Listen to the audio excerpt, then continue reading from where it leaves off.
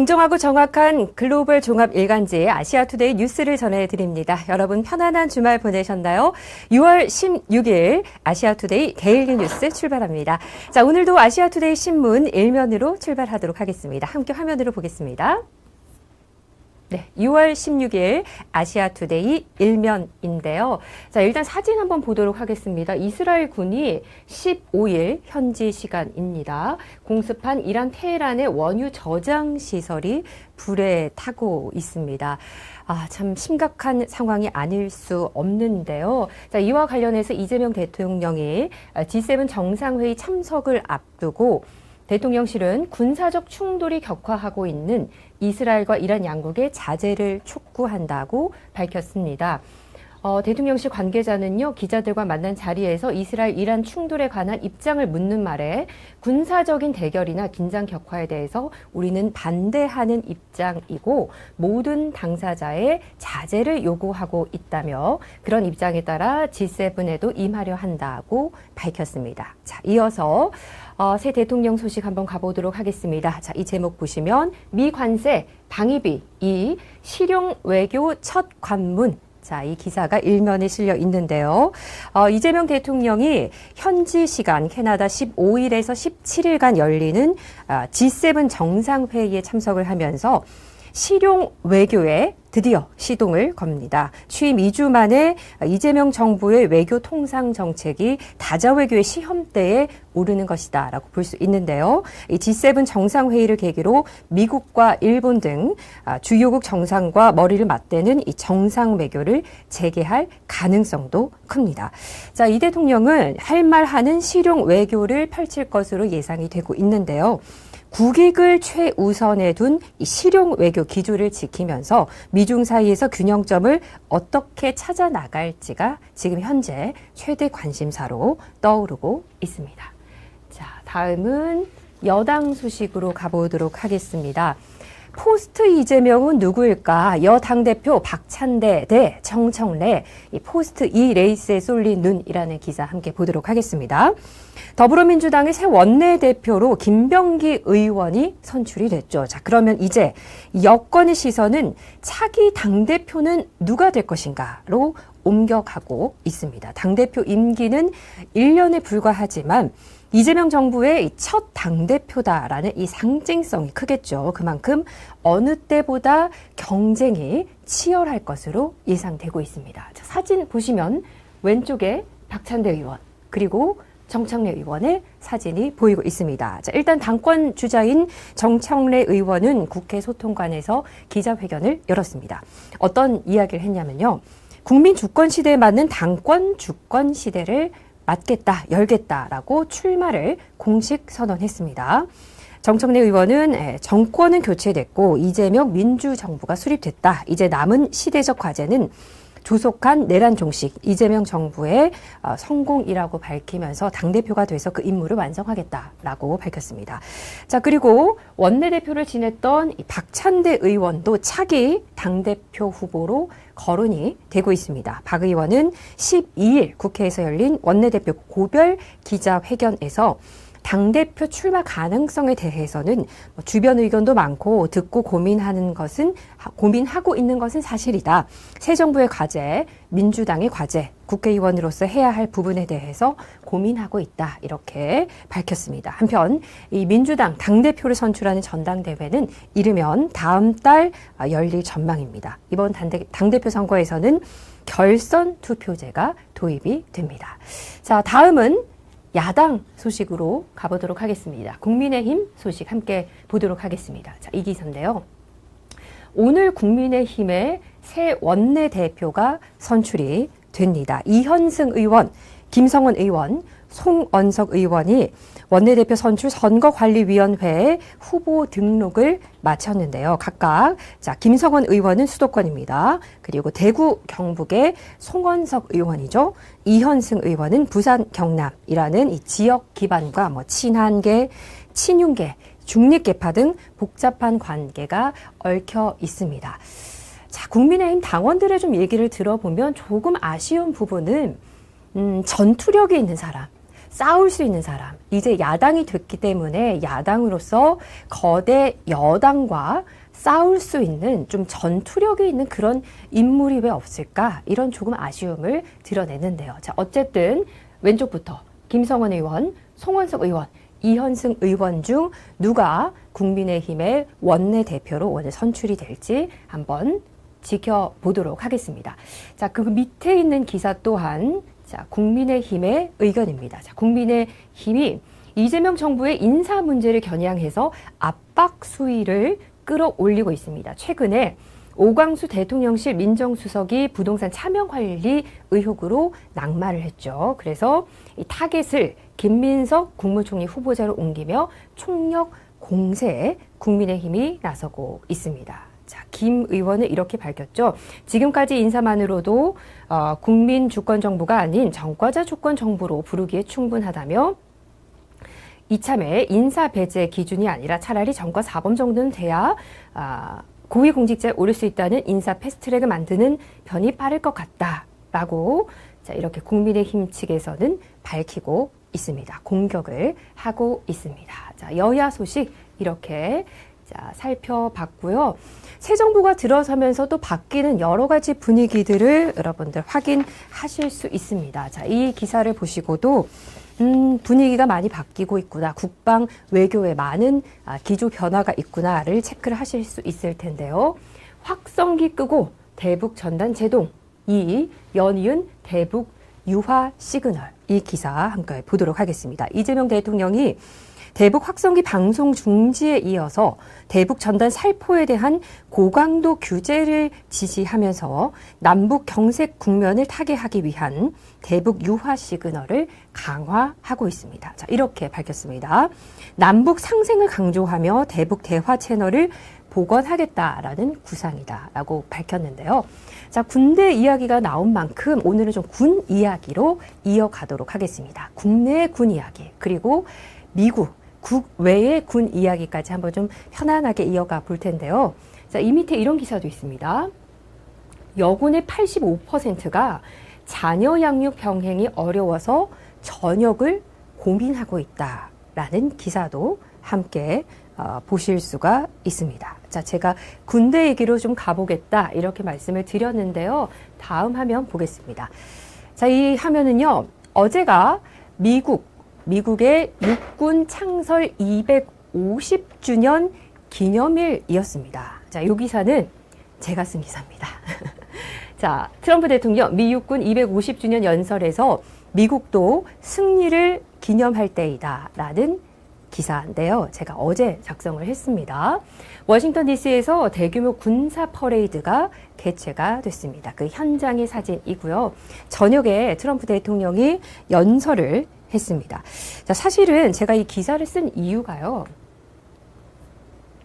대부분의 한국 언론에서 트럼프 대통령의 연설과 그리고 어제의 그 미국 육군의 250주년 기념 기사를 자, 이런 기사 제목들을 대부분 뽑았습니다. 함께 볼까요? SBS는요. 미국의 왕은 없다. 트럼프 생일 맞아 미국 전역서 반 트럼프 시위.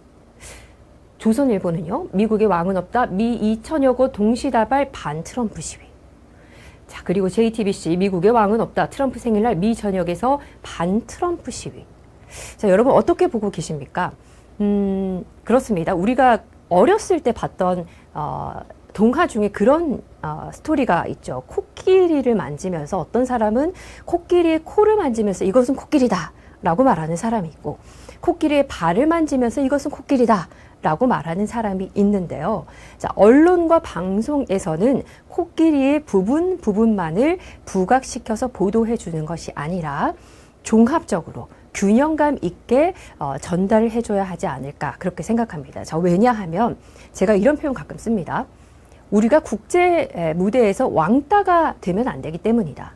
국내 언론은 미 대선 기간 동안 해리스가 승리할 것처럼 보도를 했지만 결국 미국의 대선은 트럼프 대통령이 당선됐습니다. 마찬가지입니다.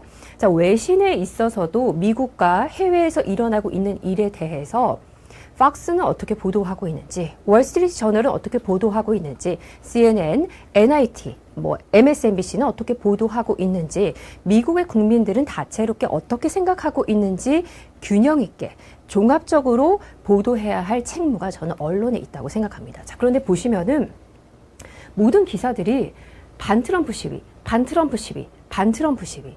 자, 이런 내용들이 한국 국민들에게 인식이 됐을 때, 우리가 미국 사회로 갔을 때 정치, 경제, 국제, 문화 등등에서 미국과 또 미국 국민들과 함께 교류를 해 나갈 때 이렇게 편향된 시각들이 주입이 되면요, 국제적인 왕따가 될 수 있다. 이런 우려를 가지게 됐습니다. 자, 그러면 제가 쓴 기사와 함께 여러분 비교를 하시면서 보시면 좋겠습니다. 자, 제가 쓴 기사는 일단 팍스뉴스, 뉴스맥스 이런 보도들을 좀 인용을 해서 기반으로 해서 또 유튜브에 뜬 트럼프 대통령의 연설, JD 벤스의 연설 전문을 봤습니다. 이 행사의 라이브 전체를 봤습니다. 비록 그 현장 워싱턴 DC에 있지는 못했지만 그 전체 현장의 라이브 방송을 보면서 바탕으로 해서 기사를 썼습니다. 자, 트럼프 대통령이 어떤 이야기를 했느냐면요. 자, 이날 모든 나라는 자국의 승리를 기념한다. 미국도 이제는 그러해야 할 때다. 지금 오늘이 어젯밤 우리가 그 일을 하고 있다. 미국의 승리에 대해서 강조했습니다. 또 팍스뉴스에서는 이 행사가 미국 육군 창설 250주년을 기념하고 트럼프 대통령의 79번째, 79번째 생일과 성조기의 날을 기념하기 위해 마련됐다라고 보도를 했는데요. 자, 이런 측면으로 좀 접근을 해봤으면 좋겠습니다. 우리가 6.25 전쟁 때 미군의 도움이 없었더라면 대한민국의 자유민주주의는 불가능했습니다. 자, 우리가 남침으로 인해서 북한이 남침을 했죠. 자, 그로 인해서 낙동강 전선까지 밀려 내려왔습니다. 그때 미군과 유엔군이 와서 인천 상륙작전, 메가더 장군의 인천 상륙작전이 있었기 때문에 지금 대한민국은 자유민주주의, 자유시장 경제, 종교의 자유, 거주 이전의 자유가 있습니다. 북한과 다른 점이죠. 자, 그러면 그렇게 우리를 도와준 미국 육군의 250번째 생일입니다. 굳이 그 생일에 이렇게 국내 언론들이 반트럼프 시위, 반트럼프 시위, 반트럼프 시위 이렇게 보도를 해야만 할까요? 균형 있는 보도를 좀 강조를 하고 싶습니다. 자, 그리고 최근에 뭐 미국 언론계 인사들이라든지 기자들, 여러 사람들하고도 제가 소통을 하고 있지만 특정 직업군 말고요. 제가 뉴욕에서도 생활을 해봤고 하와이에서도 생활을 해봤는데요.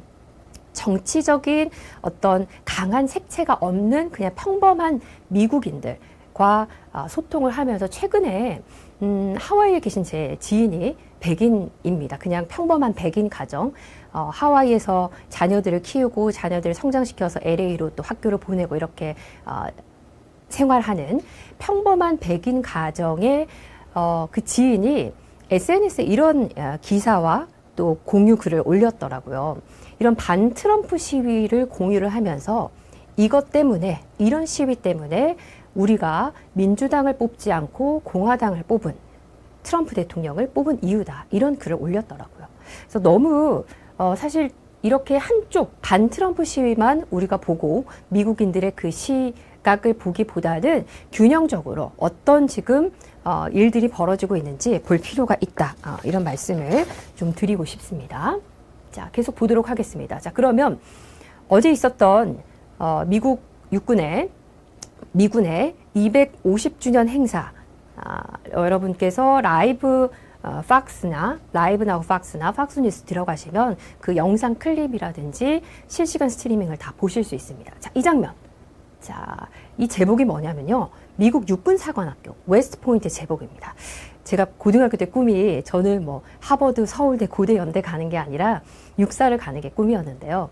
육사를 가서 웨스트포인트를 가서 교환학생을 해야지 저의 꿈의 제복이었습니다. 자, 이렇게 반트럼프 시위와는 반대로 국내에서 언론에서 보도하는 것과는 반대로 미국의 가장 신뢰받는 1위 언론사 팍스뉴스, 미국 국민들이 가장 많은 실질적으로 시청률 조사를 하면 1위로 나오는 팍스에서는 이날을 어떻게 보도를 하고 영상을 보냈는지, 자, 이렇게 미국을 지켜주는 군인들을 양성하는 정예 장교들을 양성하는 웨스트 포인트 미국 육군 사관학교 생도들의 멋있는 퍼레이드 장면을 현장 실시간 방송으로 보냈습니다. 자, 그리고 그 웨스트 포인트 사관학교 생도들이 지나갈 때 트럼프 대통령은 이렇게 멋있는 격례 장면을 보였습니다. 역시 마찬가지죠. 그리고 뭐 중간중간에 영상을 또 찾아보시면 웨스트포인트 사관학교 학생들이나 뭐 veteran 참전 용사들의 인터뷰 영상, 미국을 미국답게 하고 미국을 어떻게 지키고 이런 굉장히 미국의 그런 가치 중심의 내용들의 인터뷰 영상이 많이 나와 있는 것을 보실 수 있습니다. 자, 그리고 이날 제이디 벤스 부통령이 연설을 했고요. 트럼프 대통령 역시 연설을 했는데 핵심 내용은 이거였어요. 제복을 입은 미국의 국민들, 제복을 입은 미국의 군인들, 그리고 미국을 위해서 희생한 분들을 높여드리고 그분들의 치적을 박수치는 그런 내용들이 주를 이루고 있습니다. 저는 뭐 우리가 좌우를 떠나서요. 대한민국이라는 국가에 살고 있잖아요. 그러면 대한민국이라는 국가가 있을 수 있게 해준 전쟁으로부터 테러로부터 우리를 보호해준 본인의 목숨과 모든 것을 희생해 가면서 이 나라를 지켜준 분들에 대한 감사한 마음 그리고 그런 정신을 기반으로 해서 우리가 보도를 해야 하지 않나 팩트 중심으로 종합적인 보도를 해야 하지 않나 이런 생각이 드는데요. 다음 기사 보겠습니다. 자, 요거는 뭐 아시아투데이 기사는 아니고요. 연합에서 보도된 내용인데 육군 박물관에서요. 육사생도 1, 2기 특별전이 열리고 있습니다. 자, 6.25 전쟁에 지금 뭐 육군 사관학교 생도들은 우리가 전쟁 중이지 않기 때문에 전쟁에 나가고 있지는 않습니다. 그런데 육사생도 1기, 2기생들은 6.25 전쟁에 참전을 했습니다. 정말 많은 생도들이 별도 달지 못하고 소위 인간하지도 못하고 대위로 인간하지도 못한 채 희생되고 나라를 지키기 위해 별이 된 생도들이 있습니다. 자, 그 전시회를 특별전을 지금 하고 있습니다. 노원구 육사에서 6.25 전쟁 발발 75주년을 맞아 특별 기념전입니다. 별이 된 생도들 철모에 새겨진 약속 제막식을 열었습니다. 자, 연말까지 실시된다고 하는데요. 저도 시간이 되면은 꼭 가볼 생각입니다. 육사에 제가 딱 한 번 가본 적이 있었는데요. 특별히 6월은 호국 보훈의 달이잖아요. 그래서 꼭 가봐야겠다라는 생각이 들었습니다.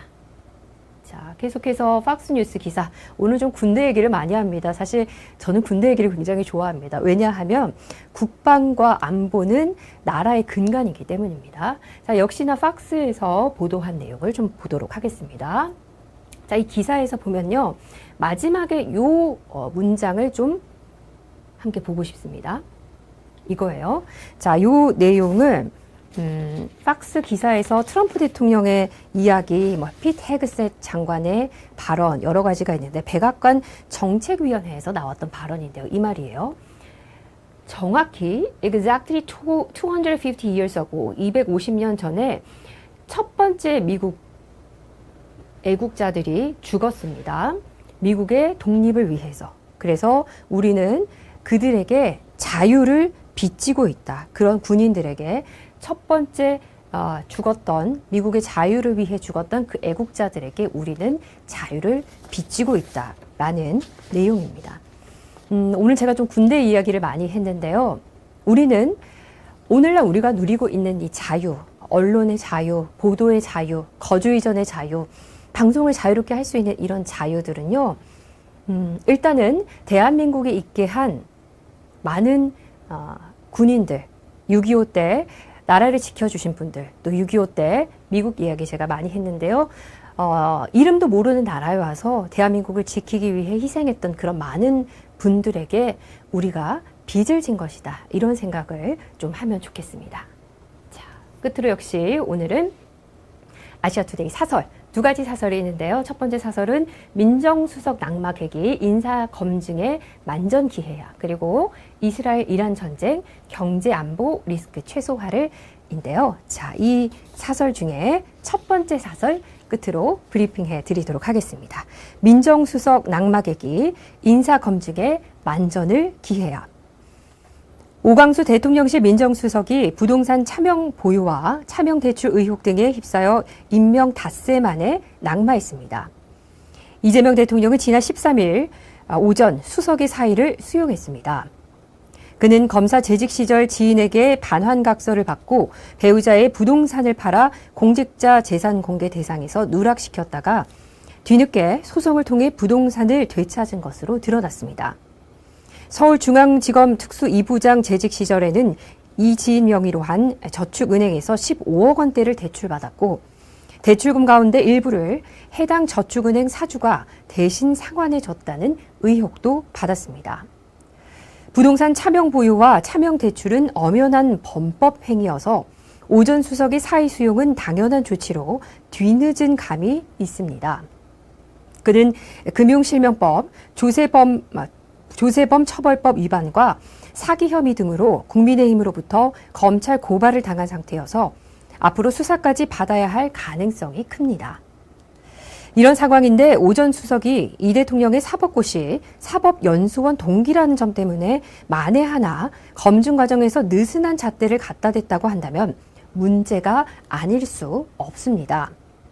민정수석은 인사검증과 공직기강 확립을 전담하는 자리이기에 능력 못지않게 과거 잘잘못이나 도덕성을 철저히 따져봐야 합니다. 향후 민정수석 재인선 때도 논란이 되풀이되지 않도록 철저한 검증을 거쳐야 합니다. 같은 맥락에서 민정수석실 산하 공직기강 법무담당 비서관 등의 이 대통령 관련 재판 변호사들이 대거 내정된 것도 정실인사 논란을 부를 법합니다. 이와 함께 국민의힘은 불법 정치자금 제공자와 금전거래 의혹이 있는 김민석 국무총리 후보자, 부동산 투기 의혹이 제기된 이한주 국정기획위원장에 대해서도 거취를 결단하라며 사퇴를 촉구하고 나섰습니다. 호준석 국민의힘 대변인은 14일 김 후보자는 억대 불법 정치자금 수수 전과가 있다며 그런데 검은 돈을 제공했던 지인에게서 차용을 가장해 또다시 불법 자금을 받았다는 의혹이 제기됐고 그 지인은 이번 이재명 대선 후보 선대위에서 체육위원회 공동위원장을 맡았다고 주장했습니다. 김 후보자는 불법 정치자금 공여자와의 금전 거래 의혹에 대해 대출받아 상환했다고 해명했습니다. 그럼에도 불구하고 이르면 이번 주 열릴 인사청문회는 그의 위법성 등을 철저하게 따져봐야 할 것입니다.